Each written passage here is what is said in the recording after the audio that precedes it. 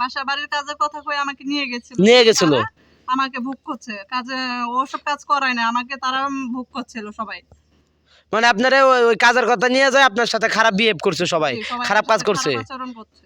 মানে পুরুষ মানুষ যারা ছিল সবাই কি এসব খারাপ? সবাই সবাই বাবা পোলা সবাই। তো আপনি এনে থাকলেন কেমনে? আপনি চলে আইতেন। আমি চলে আসার জন্য অনেক চেষ্টা করছি কিন্তু আমি পারিনি।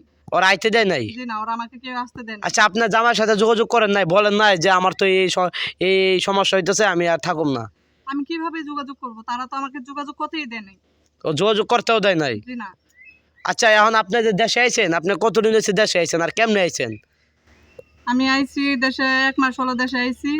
আসার পরে আমি বাড়িতে গেছি। বাড়িতে যেয়ে আমি দেখি আমার জামাই বিদেশ থেকে কষ্ট করে কাজ করে টাকা পাঠাইছি, কিন্তু এসে দেখে আমার ঘরবাড়ির অবস্থা খারাপ। আমার জামাই সব ধ্বংস করে লাইছে, টাকা পয়সা উড়ায় লাইছে। আর আমি